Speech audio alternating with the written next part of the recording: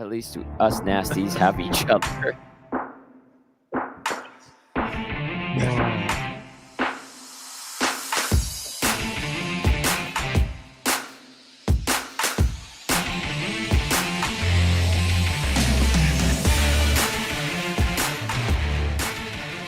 The Oilers fall 6-3 to the Carolina Hurricanes and 0-3 on this 4-game Eastern Conference road trip. Hi, everybody. This is the Oil Stream post-game show live on location at the Kingsway Boston Pizza. Tom Gazzola, Dustin Nielsen. Not a happy Dustin Nielsen. I got a lot of things to say about this team, Tommy. Yes, you do. YouTube Trev back in the EST studios, and Matt Kassian will join us shortly. Is DVD hopping on too? DVD will hop on. Perfect, Derek sweet. Van Dies from NHL.com standing by as well. Thank you to everyone who did come out to Boston Pizza Kingsway tonight. A huge thank you to the staff and the crew here. Despite how poor things went on the ice, I would say things went well here at the BP Lounge. All right, before we let Dusty pop off, a la Hernan Salas, let's get to the scoring summary and the game stats from tonight in the first period. Jesper Fast is second of the season at .917 from Martinook and Chatfield on a wrister. Not long after How does that happen? How do you give up 2 goals to the bottom 6 in a matter of 40 seconds? I was just going to say, not long after, at 9:52, so all of 45 seconds later, it would be a Drury from Bunting and Orlov, bottom 6 again, 2-0 Carolina. And then at 11:23, so a couple minutes later, this is when you knew. I mean, the second goal, the Drury goal, when it was knocked in by Bouchard, who's sliding to try to take away the pass. I don't know. Teuvo Teravainen scores his 10th to make it 3-0 Canes. And then before the period was up, when you really knew, like if you didn't think it was over, they really hammered home the idea it was over. Seth Jarvis, his 8th for Teravainen, and Chatfield 4-zip Carolina at 14:48 in, or right before the end of the period. Zach Hyman, his 9th on the power play at 17:13 from Draisaitl and Bouchard would kind of make it look respectable, I suppose you could say, but then the Canes would score 2:13 into the second period. Martin Necas, his 6th of the year from Svechnikov and Brady Shea, 5-1 Canes. Hey, Matthias Ekholm gets on the board, his 2nd of the season from McLeod. Yeah, cool. 2-game point Congratulations. Streak. Hasn't scored in almost 40. He's got a 2-game point streak, though. He's heating up. Fogle as well on the assist. That one a shorty from Ekholm, making it 5-2. And then the Oilers would make it interesting. Sure. Okay. Zach Hyman, 2nd of the night, 10th of the year from McDavid and Nugent Hopkins. Nice redirection to make it 5-3 at 3:46. And then Brent Burns right off the faceoff. Backhander, 175 feet down the ice. What are you going to do with that one, right? Like, you can't do anything. Jordan Staal the assist. 6-3 is your final shots on goal.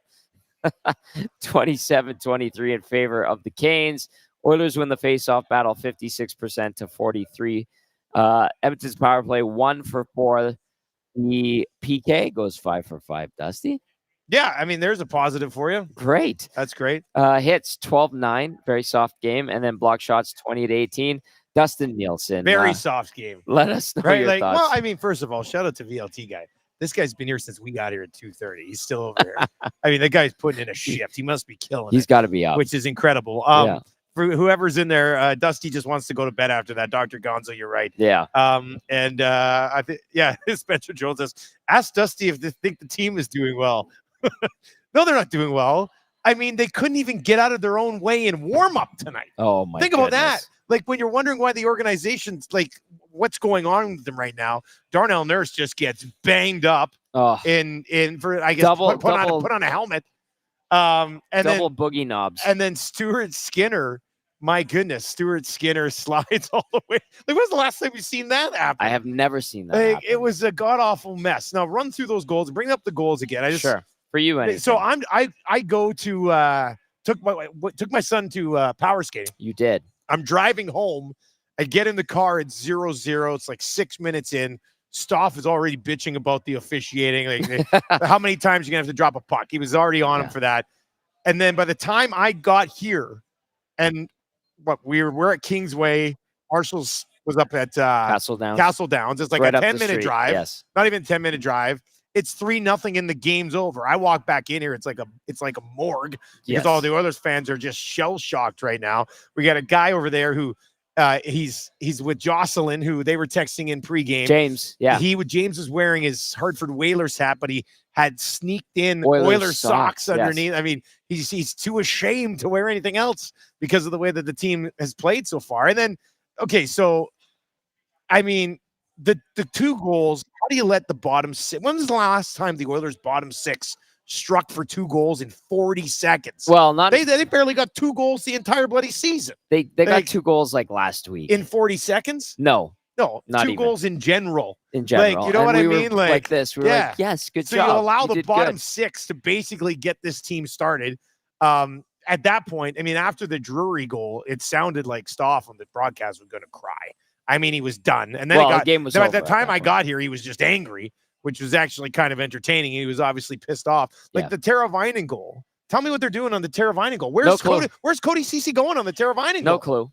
He has him, and then like he went straight ahead. He didn't even go to the danger in front of the net, I didn't think, by the looks of what I saw. Like, it was, I don't know what was going on there. I don't know what was he doing? It almost looked like he's like, oh, we got the puck. Gotta go. Cover the front of your bloody net. Like, that made no sense. And then the 4th goal, I mean, Desharnais cannot skate backwards fast enough, and he cannot pivot fast enough. And it's a goal that should have been stopped as well. I mean, there's a lot of things that factor in there. Correct. So Skinner gets the yank. Pickard comes in to try to save the day. And there's no saving the day with this group right now, man. Like, how can you go all up? What did they have in the first? Like, what they have, like 13 shots midway through this hockey game? Yes. So now, let me double check here. Now you're sitting here. It's November 22nd, and this is a team that still hasn't beat a good hockey team in the National Hockey League this year. Like, how is this possible? How can they have gotten so bad? And as I tweeted out tonight, like, the people in charge thought that a coaching change would get this group back on track. Think about that for a second. Now that same group of people are going to be in charge of trying to figure it out again, which to me is a concern. Because if you actually watch this team and thought that the coaching was the issue, you're delusional. It's the players. It's the group on the ice. They're not there at the beginning of games, or if they are there at the beginning of the games, it completely falls apart along the way. And now they've gone on this road trip where, you know, even the most positive of us, and I'm not one of them, but even those people were, even I was like, you know what? I was giving them 2-1-1. If they go on this road trip, and you know, let's see we're fools because we're sitting here going, let's go on the road trip and see if they can save the season. Instead, they just looked even as bad on the trip as they have the rest of the year, man. It's a disaster. Who cares if they beat Washington? Like, what's the point? Tomorrow's American Thanksgiving. You are closer to the San Jose Sharks, and they beat you, than anybody else in the division. I don't know how it got here. Like, I honestly don't know how it got this bad. Like, it could not have been Yamamoto, Costin, Bugstad. And Bugstad. Mind you, that's a whole line that they don't have. Yeah. So, and those guys are cap casualties because they so horribly managed the cap that any sort of depth that you thought you ever had, you basically had to kiss goodbye this year to pay. Yeah, it's a mess, man. It's a mess. And I feel awful for Oilers fans because, like, you're all so passionate and they tease you like something's going on. And I said this morning on like Oil Stream and stuff, like, the organization at the top is dysfunctional. They were trending in the right direction, but because they had designated general manager, they had designated head coach. 12 games in, the new guy who came in and took over and has a role right at the top, panic fired a coach to get a guy that you always knew he was going to hire. And I feel awful for Chris Knobloch that this is what you get thrown into. Like, you couldn't have expected this guy to do any better than Jay Woodcroft right now. It's a disaster. They have no depth on the right side of their blue line. Their bottom 6 is probably the least significant I've seen it in the last 3 or 4 years. And the big boys aren't going. I mean, that's a recipe for an absolute disaster. Let's bring in game analyst Matt Kassian, who's been idly standing by while Dusty popped off. Sorry. I loved it. I loved it. I thought I'd keep it kind of calm and cool there. Oh, you thought that was calm and cool? Hernan's texted me going, wow, tell Dusty to settle down. He did actually text me. Hernan says McDavid and Dry on for 4 goals against, combined -7, as we welcome in our game analyst. Matty Kassian, Cass. I mean, oh man, Dusty summed it up. Like, what's CC doing on the 1 goal, Cass? On the 3rd goal, like you're down 2-0. Maybe you have some sort of comeback there. He's behind the net, engaged, and then like I didn't even think he was directing towards the actual guy in front. It looks like he just sort of started to skate up. Well, I think he was stepping to the guy out front and then realized that he wasn't going to have any help on the back door. Because if you watch it, I'm just pulling it up again here so I can see it in real time. Behind, so because McLeod walks around, Broberg loses it. I mean, he thinks the puck's going to be gone, really, because the puck's on the Oilers' stick. They have it. Broberg has it, gets hit, loses it. McLeod has it, or almost has it. Broberg has it again, loses it, and so he's thinking the puck's going around. So he's stepping to the front of the net. Not the best read by Cody Ceci. He needs to hold strong side post and can't let that puck go through. So, it's his fault on the pass. But if you watch it, the Oilers had 3 chances. There's 1, there's 2, there's 3 chances to make a play. 3 chances to make a play. Like on the battle behind the net? Yeah, 1 battle, 2 battles, 3 battles, and you lost it on all of them. And then you're reaching for pucks. And so CC thinks at least somebody is going to get that puck. McLeod should have had it. Doesn't get it. Broberg should have had it. Doesn't get it out. And then CC's taking a step back to the front of the net and doesn't realize that there's danger in time and the puck's in the back of the net. But that's just what we've seen. I mean, I was just thinking in my head, I'm like, how soon till someone blames this on goaltending and we need a save. It's like, what is the goalie supposed to do on that play? The only one, the Jarvis one you mentioned, to say, okay, the fourth one, but you're already down 3 at that point. You're down 3 at that point. You already gave up way too much. I can't find guys, turn pucks over.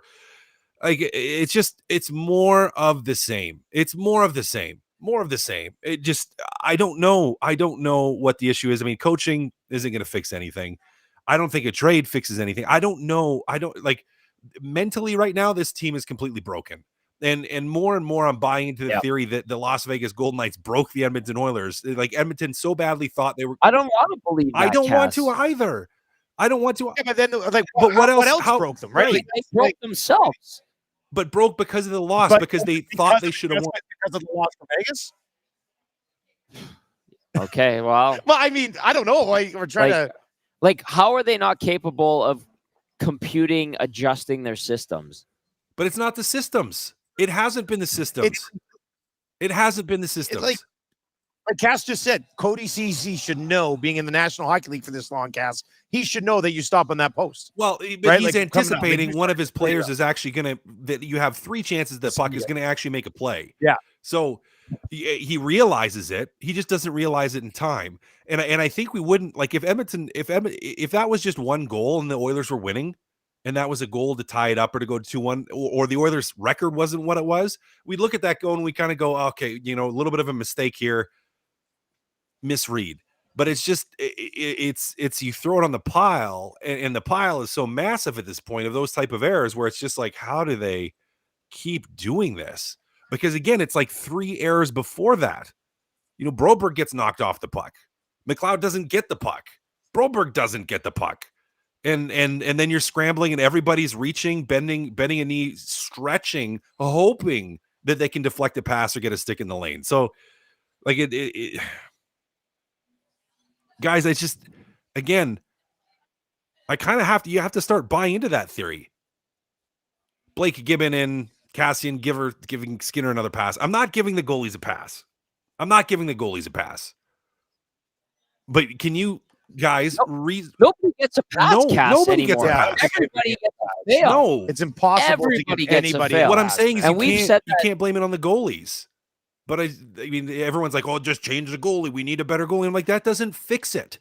Well, 2 days ago, people were saying that Calvin Pickard is going to be the savior, and then they watch the game and they go, "Oh, maybe not." I might start Pickard next game though, but whatever. I mean, that's something for us to discuss for the next 2 days. Yeah, sure. What's this? Show Hernan's very upset, and he wants so Hernan. It's Hernan. That's why I showed it to you. I didn't know it was Hernan. This is the 5th goal. Cass, did you want to finish with anything there? No, sorry, that's Cass, good. Let's move on. Sorry.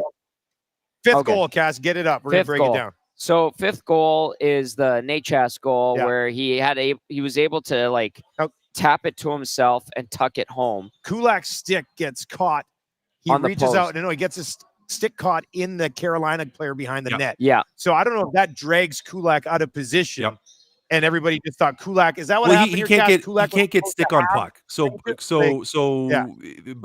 his stick is caught. So it makes an easy lane. But regardless, so you want to talk about layers of defense on this play. Somebody needs to slide in there. Like the slot is so soft right there. Your two forwards. There's McDavid two forwards. And Draisaitl are 25 feet apart. McDavid and Draisaitl. So it gets caught. Players can see he's caught, and you see McDavid opens up. Draisaitl's not there, and no one takes him.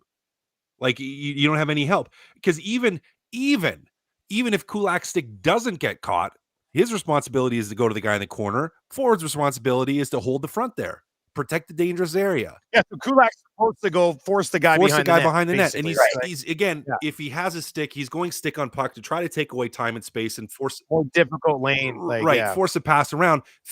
Plays like that are going to happen. That's out of his control. Not a mistake by Kulak. His stick gets caught. But your forwards have zero help. And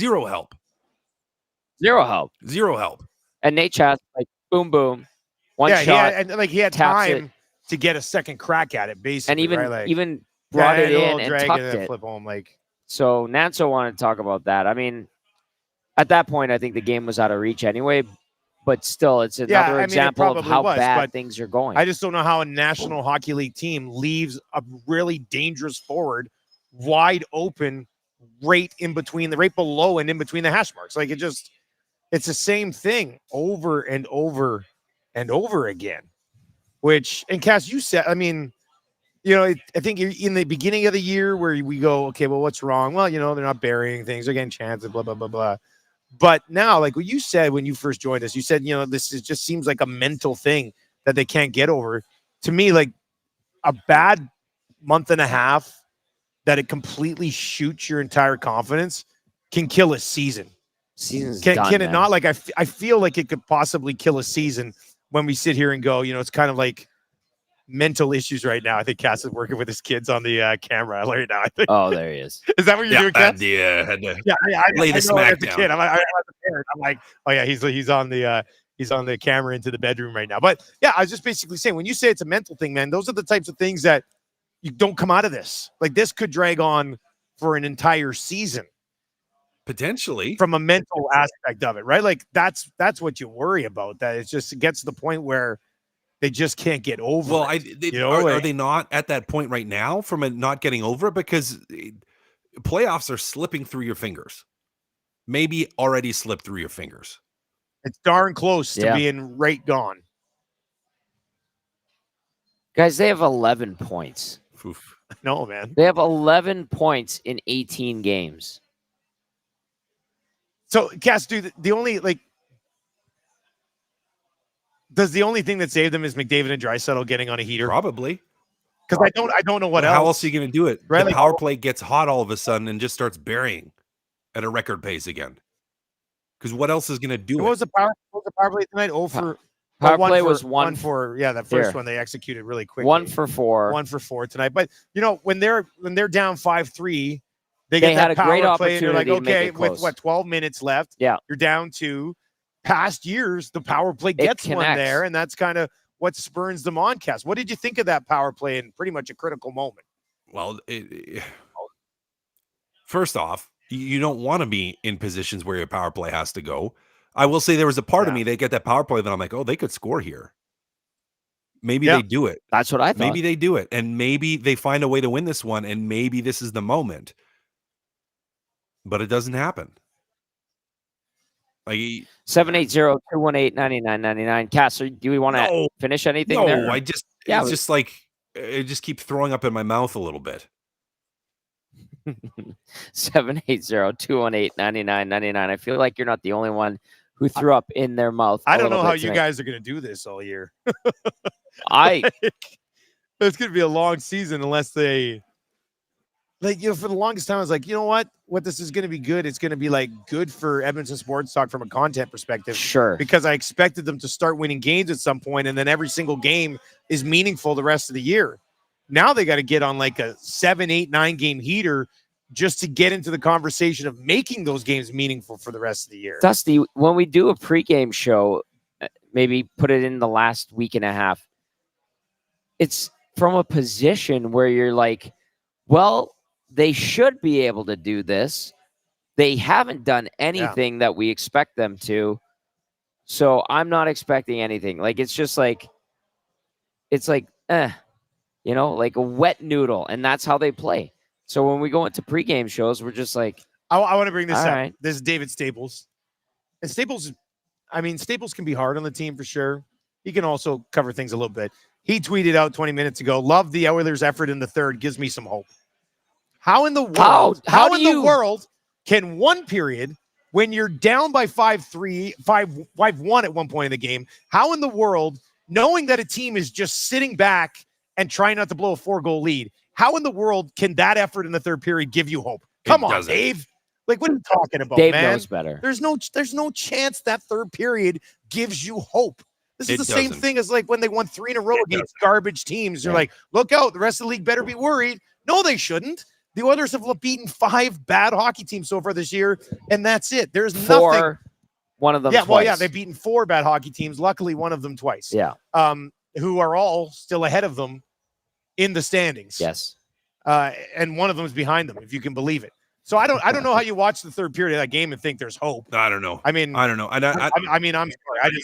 I disagree. And I don't think Dave Staples believes his own tweet to us. Maybe not. Anyway, go ahead. Maybe not. No, I was just going to say, I mean, we've got a few throwing messages in the nasty chat for this on how we're going to get through post-game shows if this keeps going the rest of the way. So send in your ideas.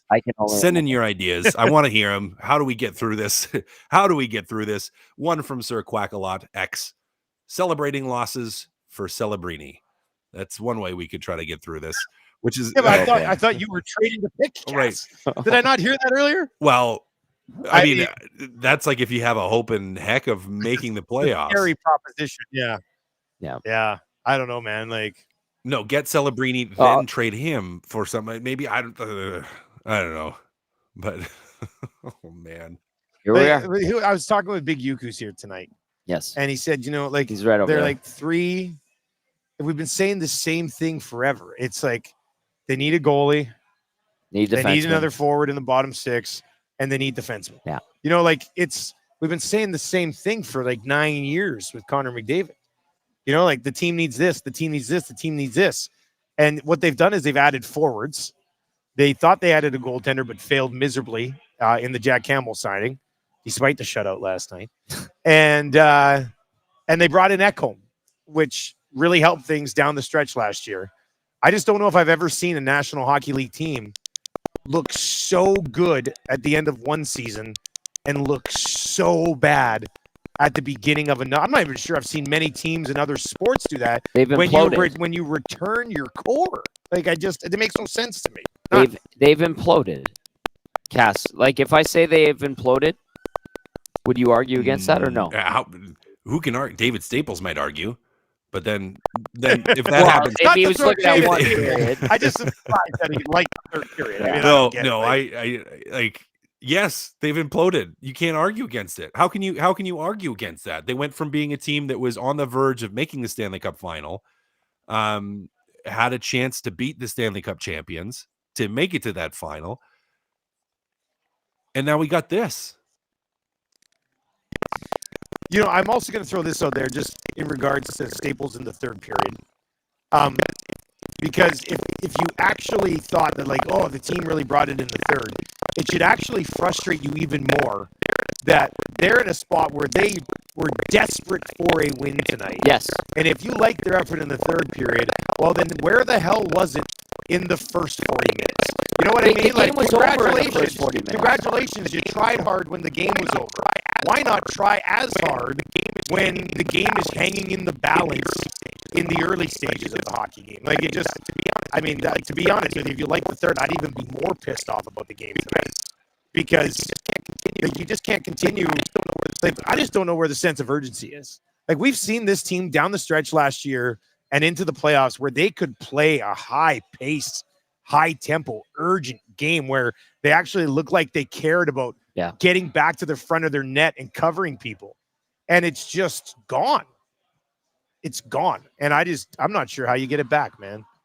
I feel like they just have to start burying chances and just outscore every single deficiency that they're never going to overcome. That sounds great, but Cass, have they proven us that they can do that at all this year? No, they're basically like Dusty's microphone is behaving right now, apparently, on the nasty chat. Why? Is it cutting in and out? Making weird noises. Now it's good. But it might be good for a minute, and then maybe it's not going to be good, and it will fall apart again. Yeah, I don't know why there'd be loud noises coming through. I don't know either. Maddie's looking at it. Yeah. Apparently it's fixed now. So apparently it's back. No, and we got a new VLT guy. We do.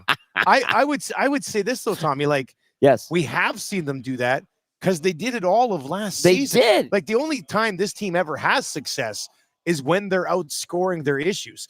Their defense sucked last year. Their goaltending was average last year. Their penalty kill wasn't great last year.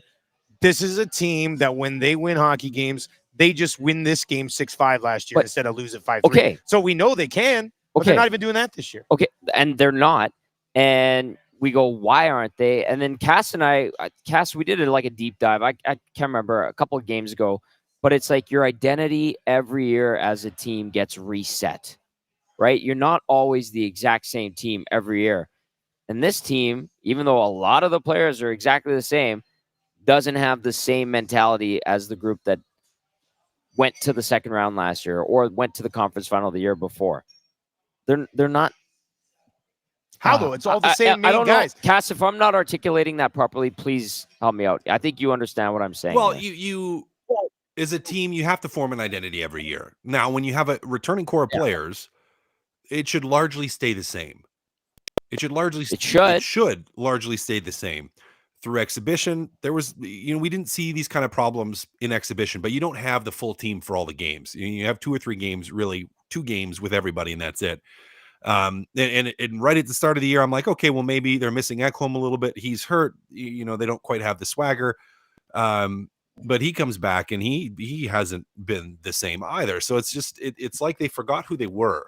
If you remember the kids movie, because my kids like this movie, if you've ever seen the movie Hook, and it's like, yeah, it's the Peter reference. Is that what you're going to do right now? Yeah, it's like I feel like we need to, like, one by one, go up to each of the players and like stretch their face. And you go like, you're still in there. It is you. It is you, Connor.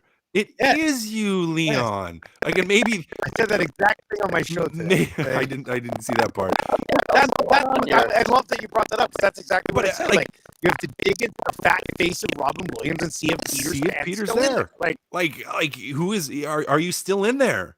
Got to remember how to fly. Got to remember how to fight. Got to remember how to crow.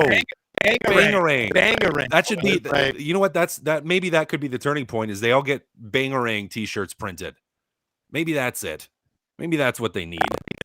That would be nice. That would be nice. Wannick's on Dusty's mic. I'm going to take off anyway. All right. We'll get DVD in here, Matty. Yeah, you brought the fire. You're very frustrated. All right. 780-218-9999. Dusty Nielsen, he's stepping out. We're going to get everything sorted out. We have another mic here for Derek Van Dies from NHL.com now. We have Cass with us. Cass, let's get to some text in regard to tonight's game. This one says third period may be the most frustrating period. It isn't coaching, management, or even goaltending, although the last one is kind of commitment. This is about commitment to play hard, aggressive pressure, and constant pressure. They choose not to do that most nights. Fair statement, Cass. Yeah. I mean, there is a management component. There is a goaltending component. I think there's a lot of different components to it. Yeah. That all kind of factor in, but it just the crazy, bizarre thing that just makes me lost as it makes you lost as it makes everybody lost is it's just like, how did this happen? How did you have this incredible loss of opportunity? I don't know. All right. Wannick's fixing our mic issues. We're trying this mic. We're trying Derek Van Dies from NHL.com with us. DVD, your thoughts on the game tonight? Well, you know what? They need a save. They need a save early on. They need a save and give up 4 goals on 9 shots, and then try to come back. You need to make a save. And the issues are the same. They're the same issues. They're not getting the saves. They're not getting defensive play, and now they're chasing the game. And if that was the situation, they start chasing the game, 4-0, 4-1, 5-1. They made it to 5-3, and they made it close. That was a good third period, but you cannot give teams that kind of a cushion at the NHL level and expect to come back and win those games. And the issues are all similar. Like they got off to good starts in Florida, and those 2 games in Florida, but they didn't get a save, and they're not getting saves right now. So until they get some saves, until they get some confidence in their goaltending, because I think they have none right now, to be honest with you. They have no confidence in goaltending. I'm gonna jump in because apparently we're still having mic issues, and I'm gonna relay what DVD said. So they can't get a save. They have no confidence.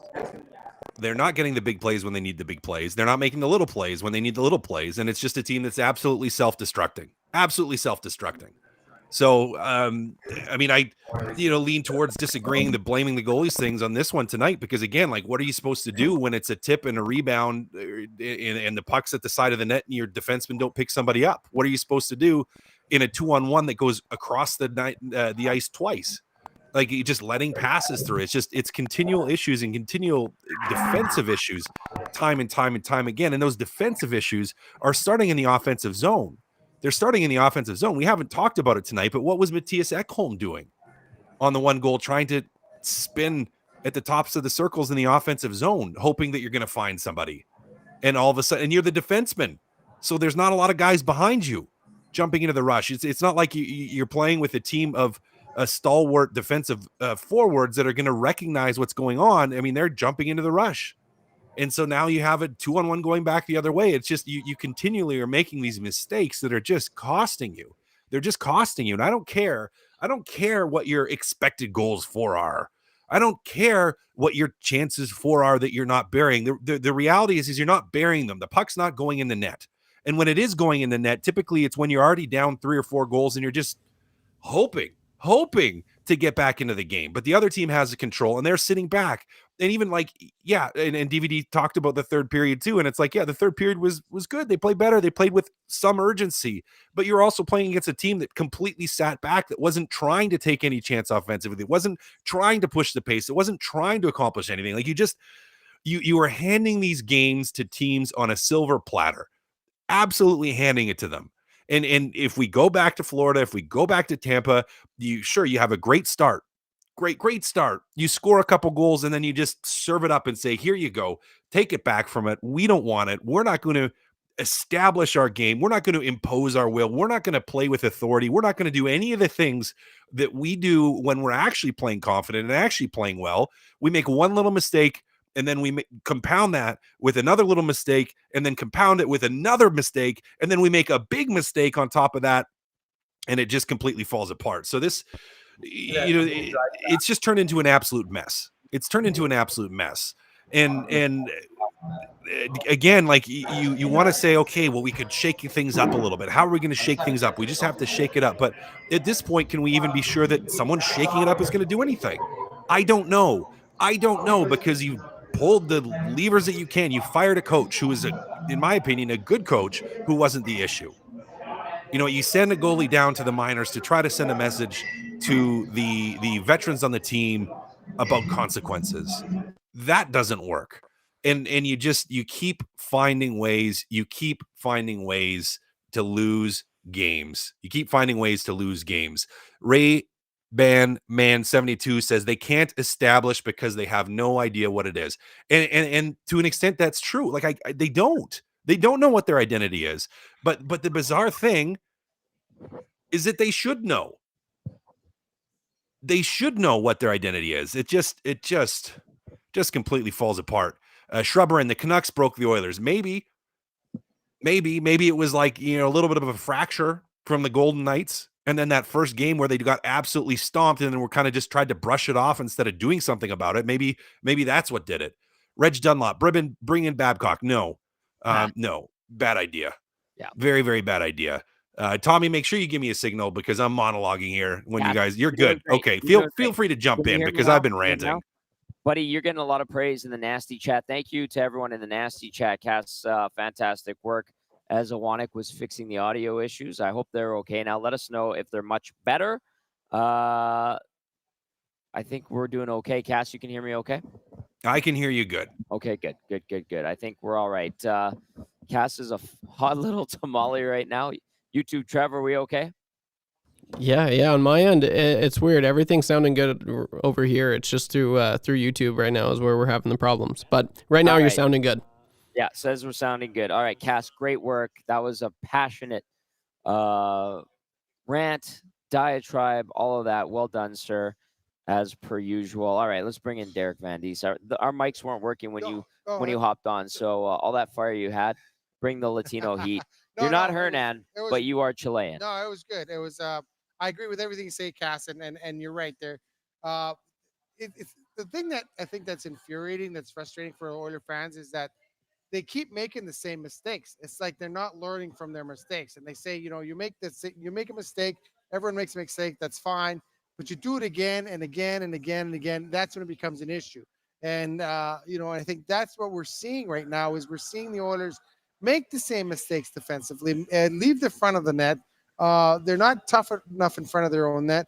And then on that 2-on-1 where Bouchard, just stay on your feet. Like, why are you going down? You stay on your feet, and that pass should never come back across. You're absolutely right there, Cassian. That should never, ever happen. And if that happens at a bantam level or midget level, the coach is just yelling at his defenseman, do one or the other. And you basically, he just took himself out of the play, did nothing on that play. And he keeps making these same defensive mistakes over and over and over and over again. And I know when you have an offensive defenseman, you're going to say, well, we're going to have to live with some of those mistakes. But they're just 5-alarm mistakes that are costing the Edmonton Oilers right now. Man. And they got to fix those mistakes. And when I talk about making a save, I said they need a save.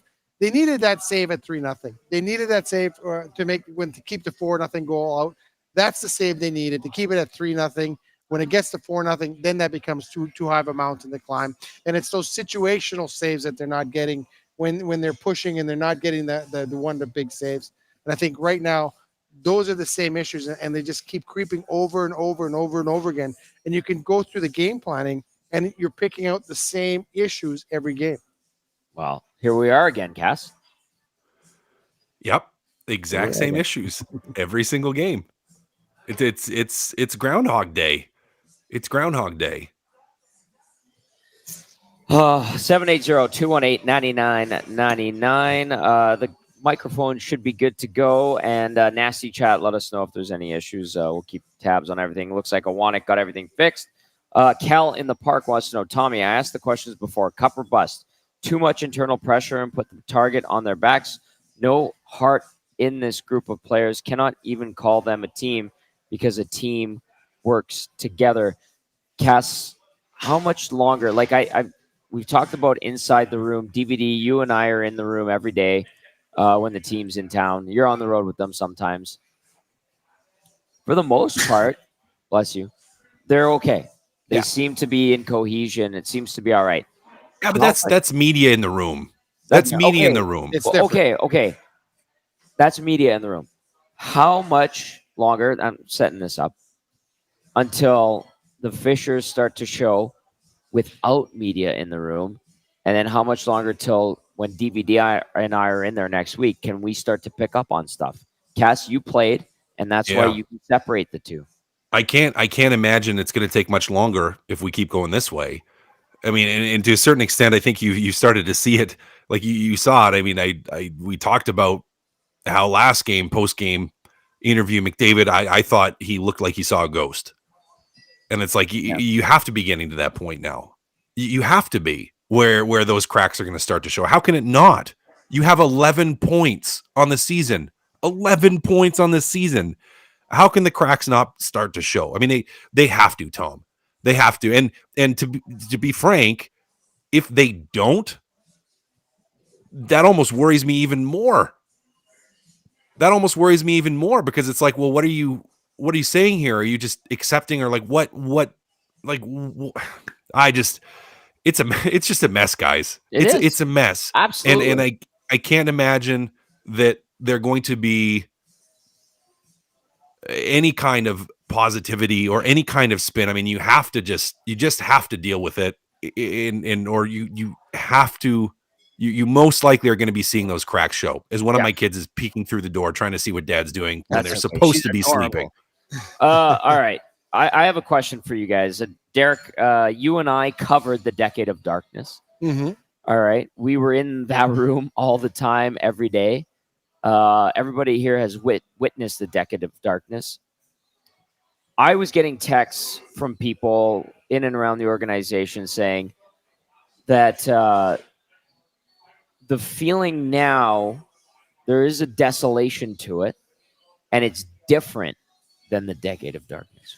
What would you say to that? And I want to get Cass's reaction as well. It's a lot different than the Decade of Darkness, because the Decade of Darkness, we knew they weren't a very good team, and they didn't have talent, and they didn't win games. And yeah, they tried hard, but you knew in the end something was going to go wrong, something was going to go bad. And you blame the Decade of Darkness on management a little bit, on scouting a little bit, because they didn't rebuild the team the way they should have, and they made some bad picks, and some picks didn't pan out, and they just weren't talented. Like, we saw that they just didn't have a talented team. This team is a talented team. They have a good team. They have a talented team, and they just can't seem to figure it out. They can't put it together. And I guess, Cassie, what I wanted to ask you being the guy that's in the room, are we getting to the point where Connor starts calling out some players, where he starts saying, hey, man, you guys got to start contributing. You got to start doing this. You got to start doing this. Or how does it work in that dynamic, in that dressing room right now? Because Connor looks so frustrated. McDavid, he looks so frustrated on the bench. Does he start yelling and screaming at players? I know he's not that type of guy. He's not that type of leader. But is that what you need? Like, it's one thing for the coach to yell and scream at you, but what happens when a peer starts saying, hey, you're not pulling your weight. We got to get this thing going. How does that work in that room? Well, it should have been happening already at this point. Should it not have? Yes. Should there not have been some calling out of players that are not getting the job done? But the challenging thing is it's not like it's just your bottom six. It's not like it's just your guys who you expect to work hard that aren't getting the job done. Like, it's top to bottom. Yeah. It's top to bottom. So, like, are you supposed to yell at every single guy in the dressing room? Like, if there's hard words that need to be spoken, those should have been spoken weeks ago. And I don't doubt that there has been calling out of different things. I don't doubt that there has been, let's call it self-calling out of things, where people they've probably sat down, they've probably all gone around and said, I need to do this for us to be successful. The next guy goes, I need to do this to be successful. And the next guy and the next guy and so on. And they probably have identified those things, but it's like, you can identify, you can talk, you can yell, you can scream. But Tommy, as we said multiple times, we're past the time of talking and calling people out. Yeah. If they haven't done it yet, shame on them. Do it now if they haven't. But I have no doubt that they've already gone down that route, and that the leaders in the room have needed to. And you need to do it in a way that's not belittling, that's not just degrading to people. You can't just tear strips off people. It has to be constructive in the way that you do it. But if it hasn't happened, guys, I don't know what to say.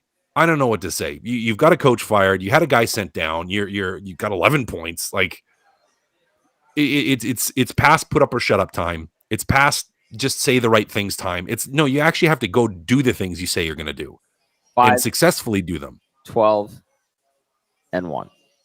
Yep. This text comes in and says, is McDavid and Leon just tired carrying this team for 7 years, playing elite hockey above anyone else? That comes in from D. I'd probably say no.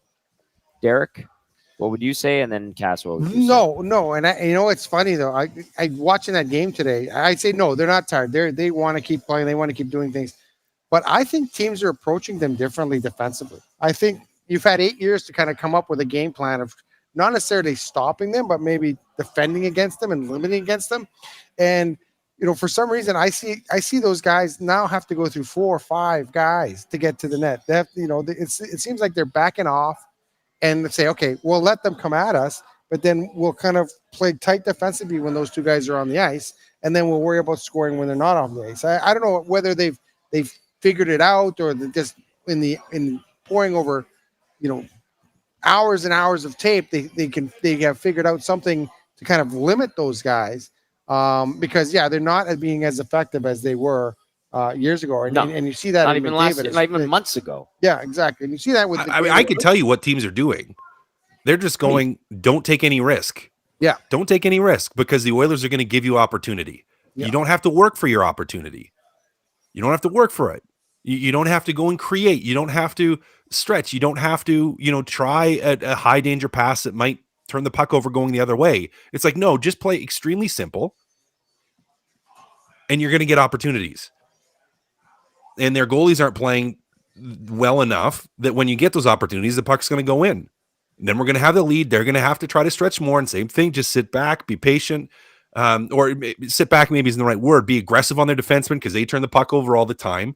Aggressive on the defenseman. Make sure we have a third guy high above McDavid and Draisaitl to help out so it's not an on-man rush. Yeah. Half pinch. If it's not like 100% you're getting the puck for the defenseman, they don't pinch. If you watch teams play against Edmonton, not a lot of pinching going on unless it's like an absolute certainty that they're going to get to the puck or turn it into a 50-50 battle with support coming back. Because again, teams know they've watched the tape and the tape, at least for this year, says Edmonton's going to turn the puck over. Yeah. They're going to give up odd man rushes.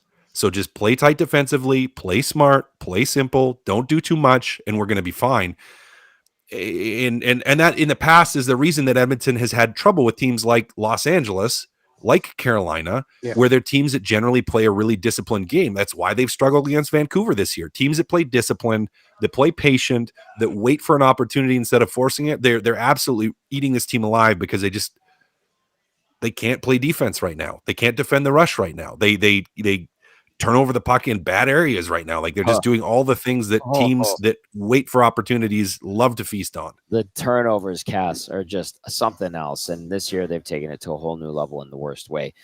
We do have some post-game audio and video on the way. We are going to go to the Oilers locker room in Carolina. They lose 6-3 to the Hurricanes, make it 3 straight losses. Over on this current Eastern Conference trip.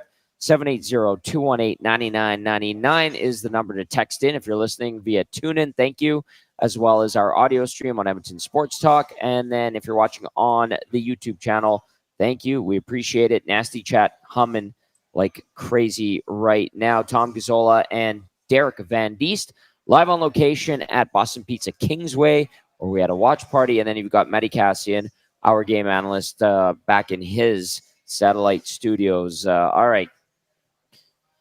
I'm gonna read this one because it's from Fireman Trev, and it's a response to some of the comments that do come into the inbox and are going on in the nasty chat. But I think Fireman Trev's frustration is a blanket statement. Fireman Trev says, "Holy expletive! Enough with the trade talk over and over again. It's not a thing. It doesn't happen with big stars mid-season." And I think Fireman Trev, if I'm following the nasty chat properly, which is just popping off, again, I'll reiterate, people are saying 29 this, 29 that. That's a lose-lose proposition, boys. I think is fair to reiterate, is it not? Oh, for sure. Like I agree with, it is a lose-lose proposition, but they have to change the chemistry of this team. They have to change some sort of dynamic of this team because it's not working. Connor Brown, not working. Fogle not working, McLeod not working. Like some of those guys, they're just not working right now. Obviously, you can't do anything with those guys that have upper end guys that have big long contracts.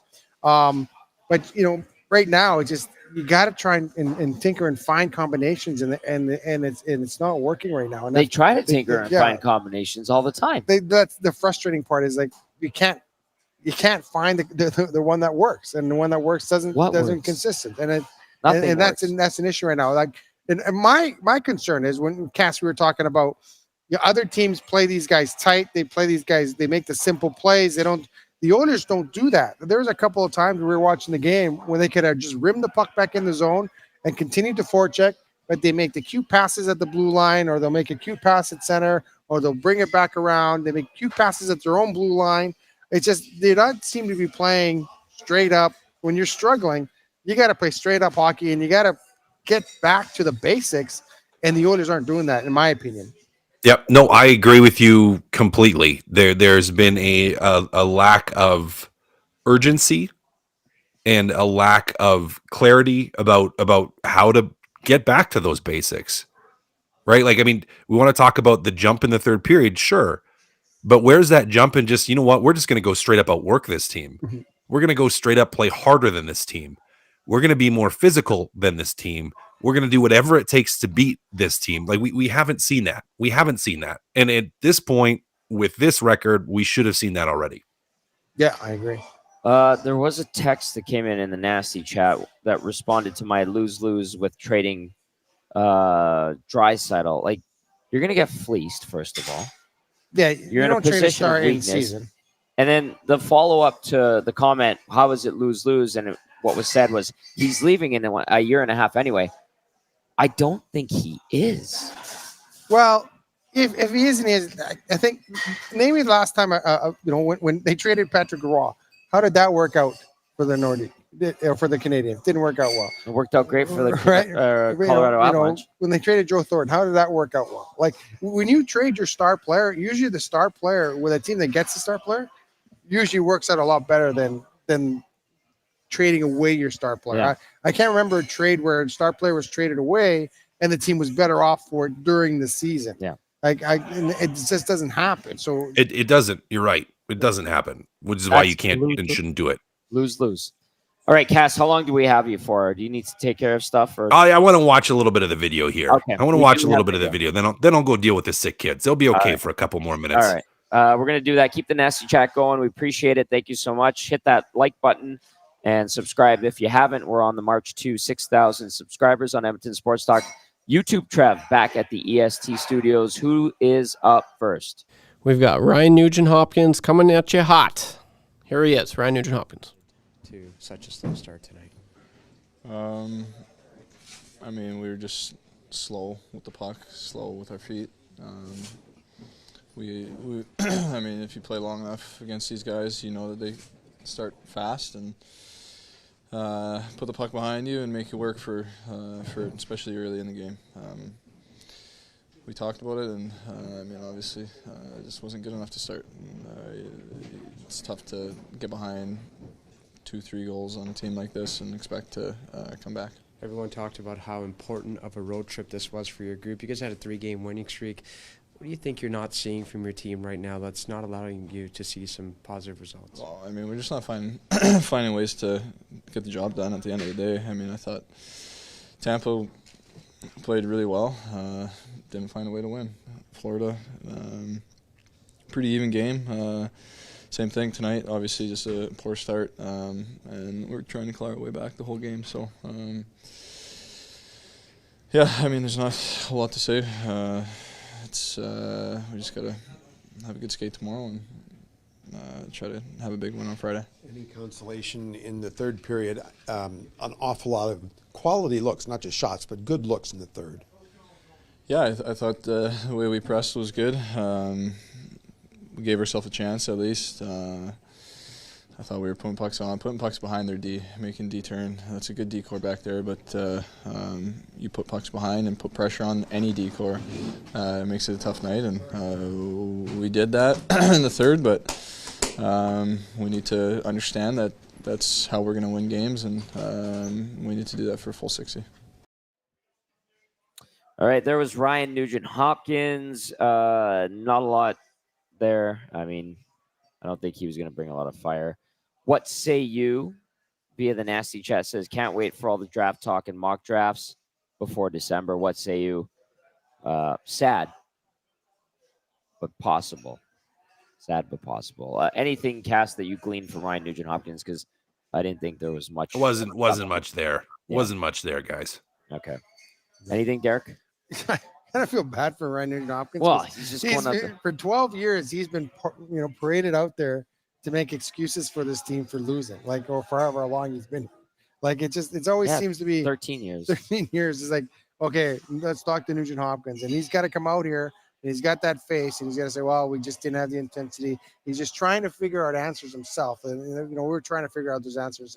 And after a while, you feel bad for the guy, like, okay, well, why? Why don't you guys have that intensity?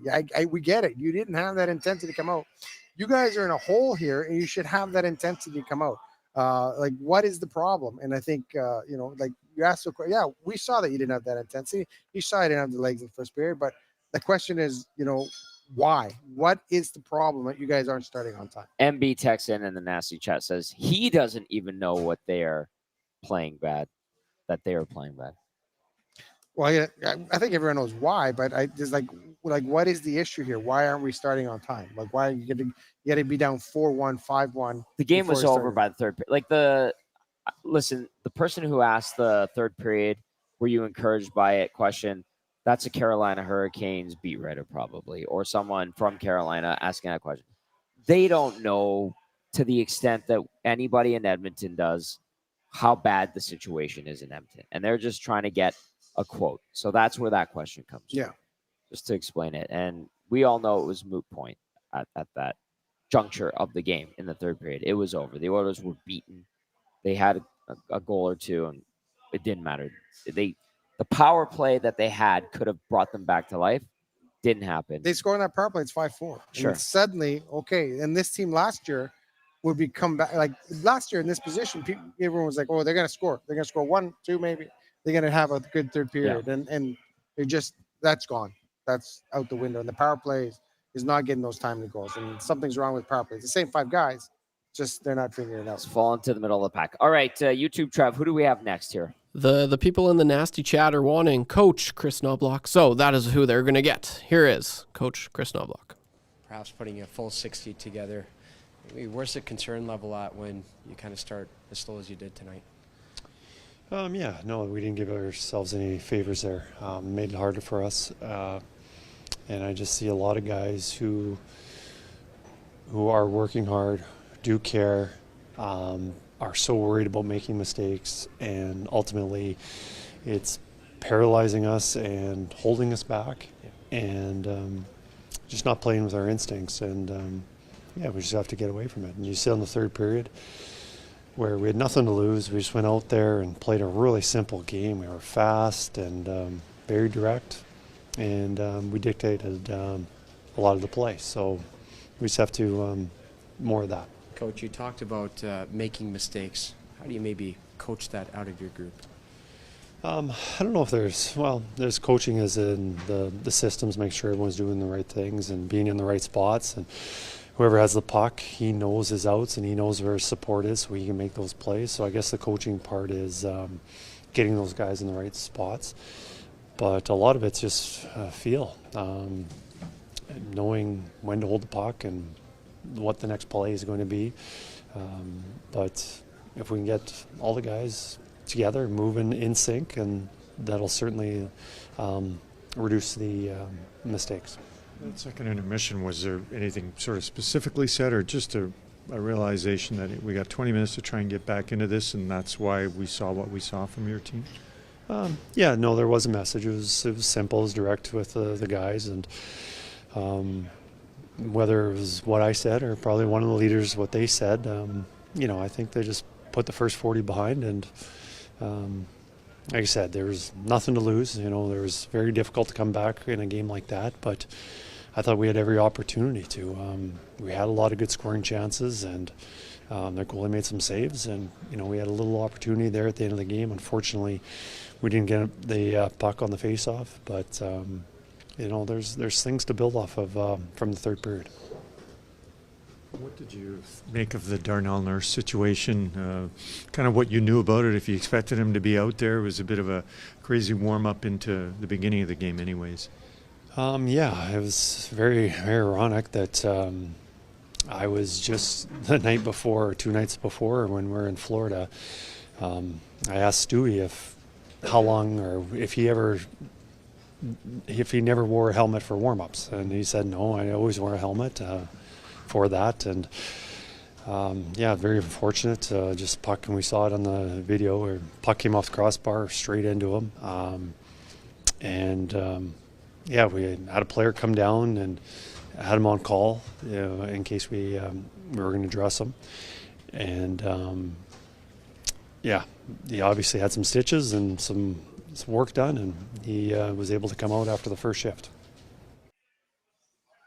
All right, there's Chris Knobloch. Cass, to wrap up your night, just give us your final thoughts, any reaction to what Chris Knobloch had to say. I heard a lot of coach speak there. I think he's in an unenviable position. They put him into a a spot where he can't do anything outside of a miracle to make this thing work. Yeah, what are you going to say? I mean, not a lot of answer to the question of how do you fix these mistakes or stop them from happening. Like, I don't know. I don't know what you do. I don't know what you do. Maybe you start sitting your best guys.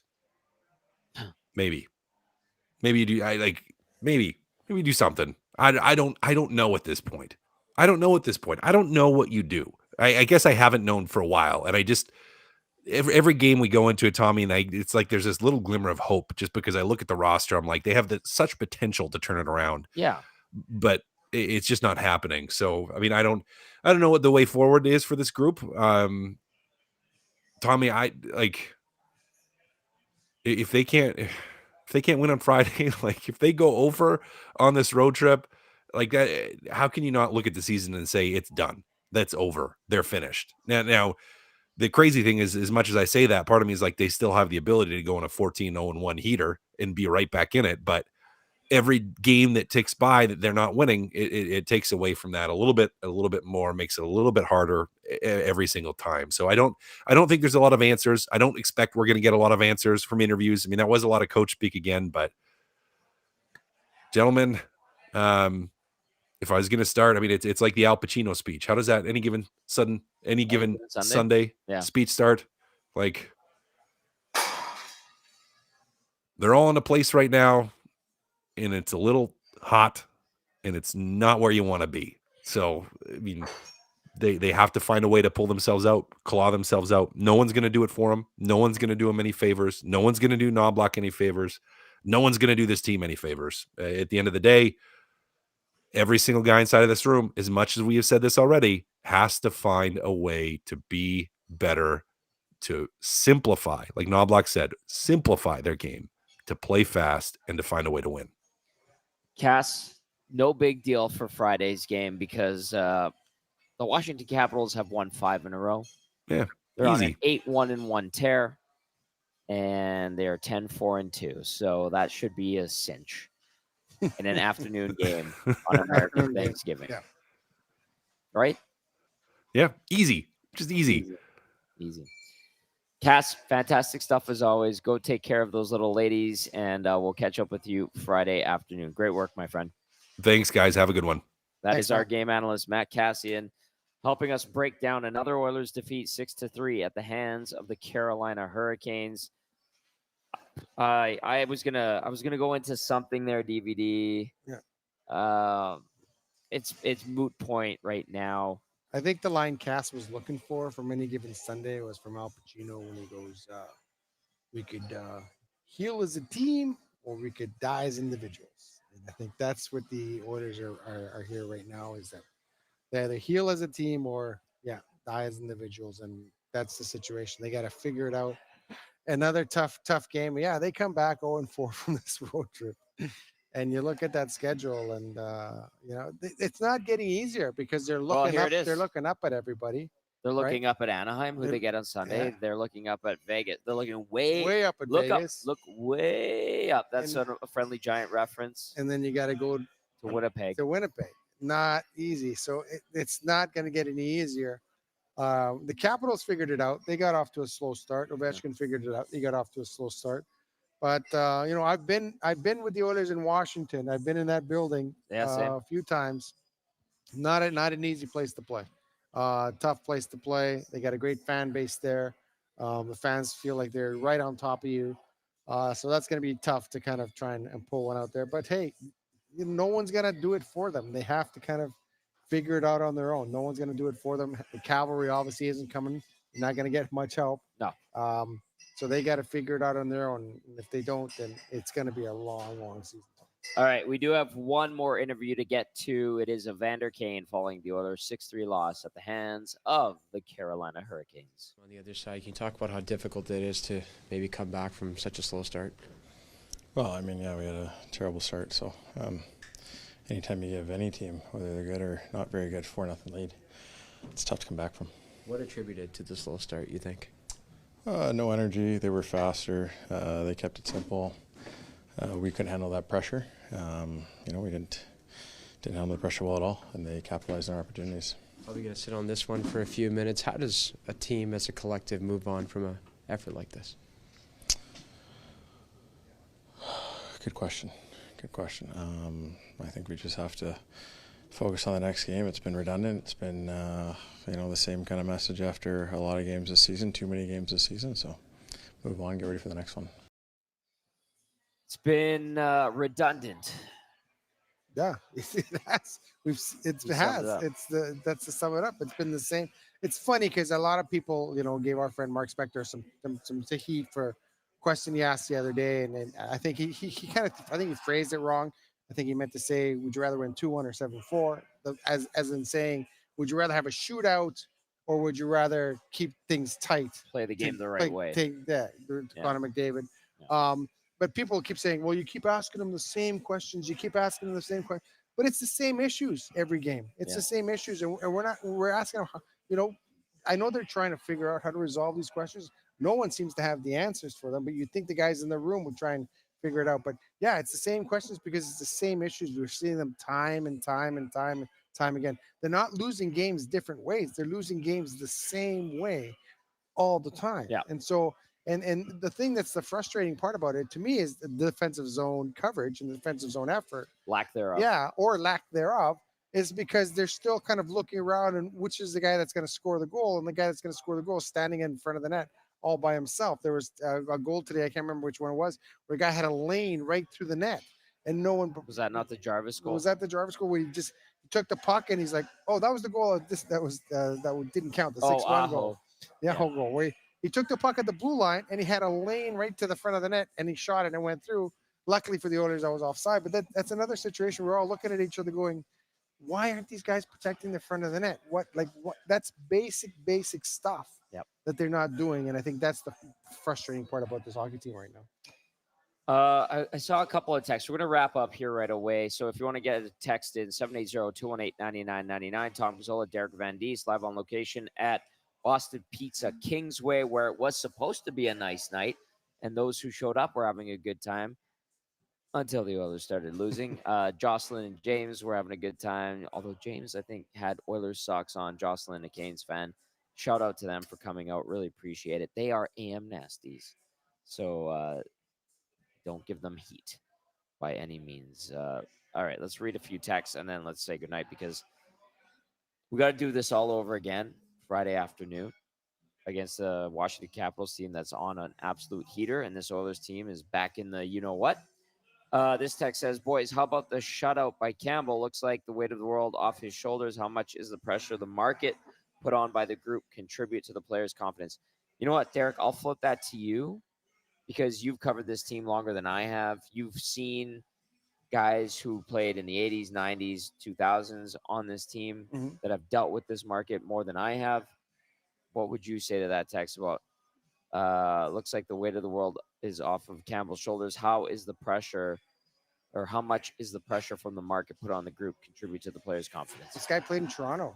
You think there's no pressure in Toronto? Like more pressure than Edmonton. Exactly. This guy was the starting goaltender for the Toronto Maple Leafs. Like you talk about a tough market, that's a tough market, right? If you play in Toronto, you play in Montreal, you play in Edmonton.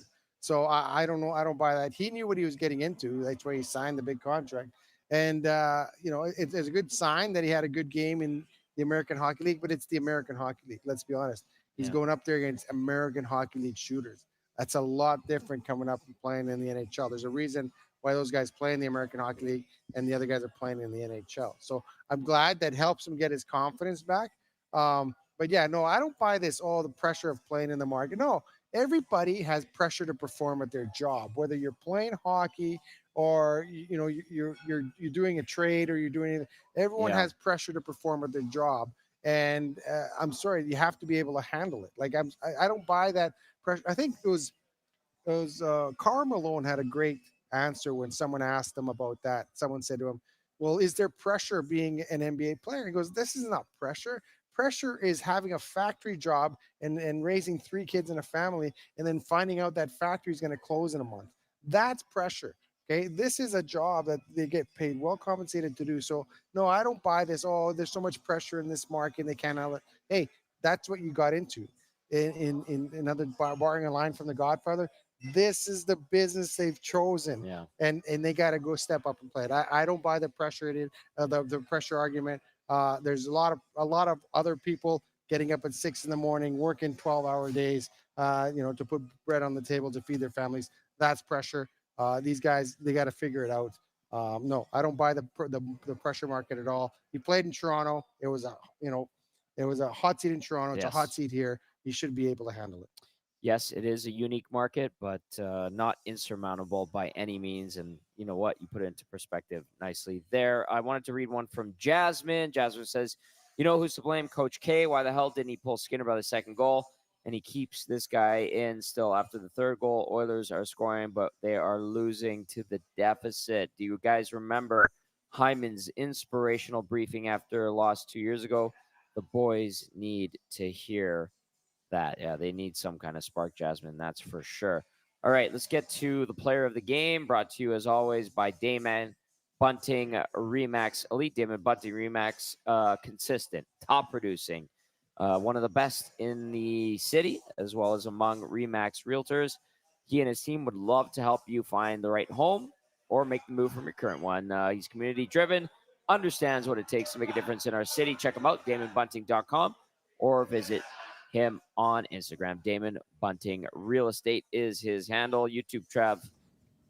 Find, dig, scour, pluck through the muck for a player of the game from the Oilers side, or just go to the Carolina Hurricanes. Okay, sounds good. Yeah, Tommy, first off, what a great night at Kingsway Boston Pizza. That was awesome. Definitely the highlight of the night. We all had a grand old time. For the people that showed up, it was unreal. So huge shout out to all the people that showed up, and as well for the nasty chats. Just absolutely buzzing tonight. So kudos to all of you at home. That is just unreal. So thanks for all the support, all the continued support. Leave a like, subscribe. You already know what it is at EST headquarters. Okay. Oh, what a frustrating. Oh my gosh. That was that was tough. I mean, listening to this the last hour, I've just been nodding my head the whole time from everything that you guys said. It's just you guys absolutely crushed it tonight. So as far as honorable mentions tonight, like no one, like as far as Oilers players that really stood out, I mean, the only one that I was kind of noticeable was the one that got 2 goals tonight. That was Zachary Hyman with 2 goals, 1 power play point, 5 shots on net. This guy is kind of a workhorse, and he always has been.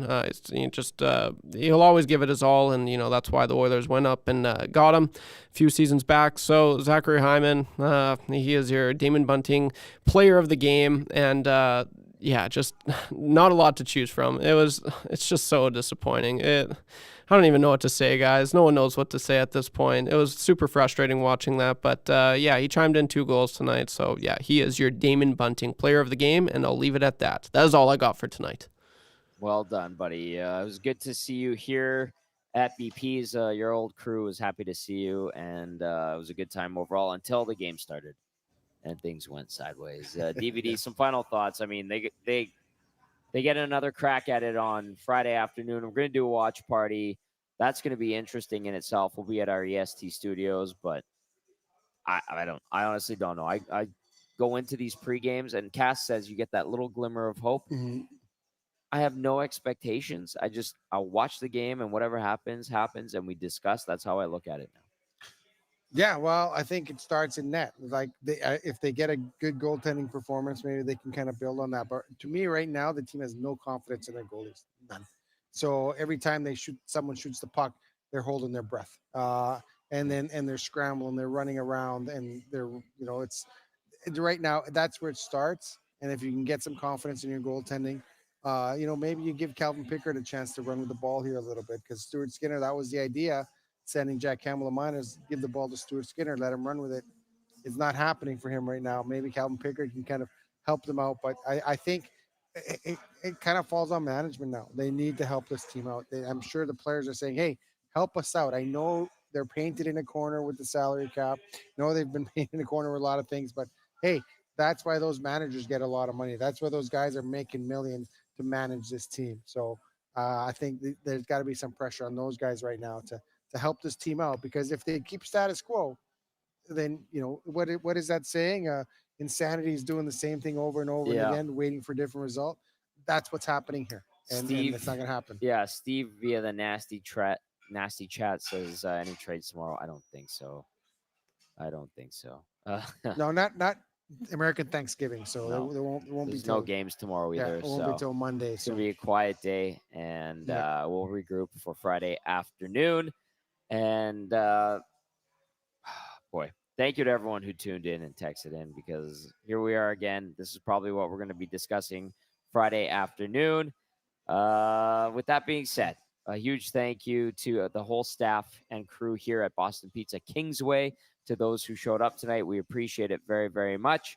And with that, we say goodnight for Derek Van Diest, Matt Kassian, Dusty Nielsen, Matthew Iwanek, YouTube Trev. I'm Tom Gazzola saying we'll talk to you Friday afternoon. Thank you. Like, share, and subscribe. All that good stuff. Ciao for now.